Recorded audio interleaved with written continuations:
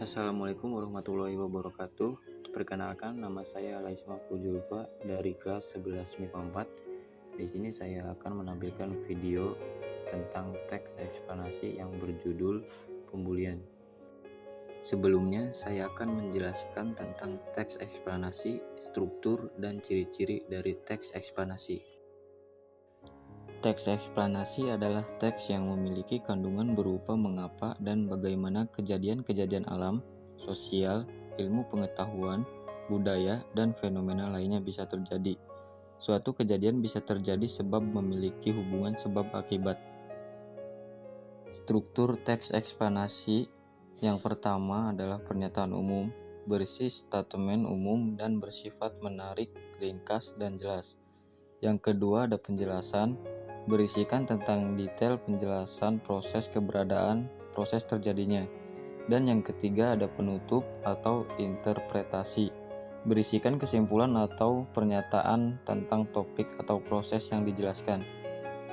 Ciri-ciri teks eksplanasi: 1. Informasi yang dimuat berdasarkan fakta atau faktual. 2. Hal yang dibahas yaitu suatu fenomena yang bersifat keilmuan atau berhubungan dengan ilmu pengetahuan. 3. Sifatnya informatif dan tidak berusaha memengaruhi pembaca untuk percaya terhadap hal yang dibahas. Dan 4. Menggunakan kata penanda urutan. Berikut teks eksplanasi yang akan saya tampilkan yang berjudul pembulian.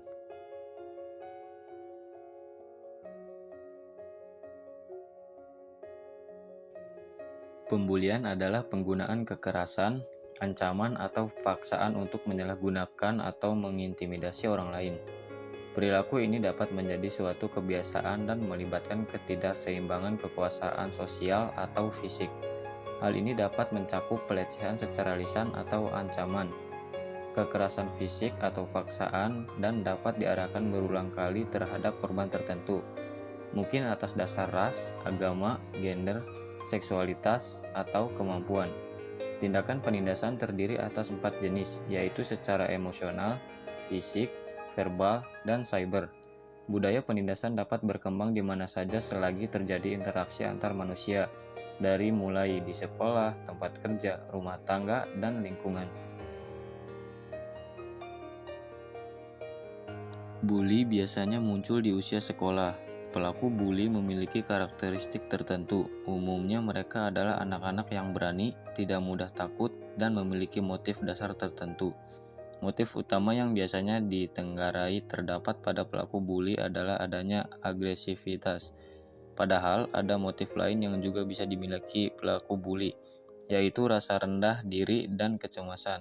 Bully menjadi bentuk pertahanan diri yang digunakan pelaku bully untuk menutupi perasaan rendah diri dan kecemasan tersebut. Keberhasilan pelaku melakukan tindakan bully bukan tak mungkin berlanjut ke bentuk kekerasan lainnya, bahkan yang lebih dramatis.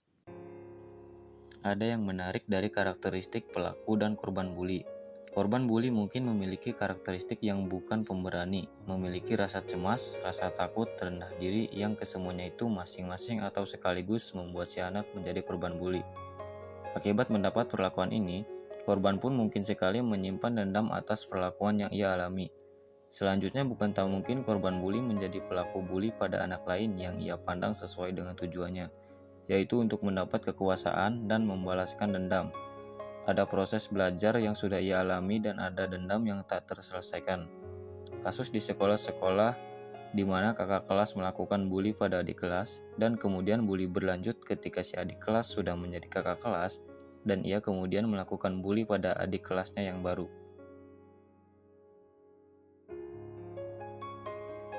Alasan bullying di sekolah saat ini semakin meluas.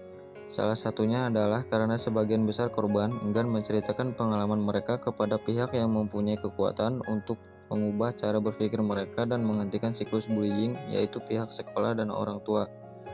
Korban merahasiakan bullying yang mereka derita karena takut pelaku akan semakin mengintensifkan bullying mereka.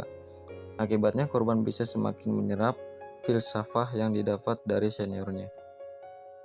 Sebagai penutup, mungkin saya tidak akan mengatakan motivasi apapun untuk menaikkan semangat Anda, apalagi menaikkan rezeki dan kesuksesan Anda, karena cuma diri Anda sendiri yang bisa mengubahnya. Mohon maaf jika banyak kekurangan, kesalahan, dan ketidakjelasan di dalam video ini. Sekian dari saya, Alais Mahfuzulfa. Wassalamualaikum warahmatullahi wabarakatuh.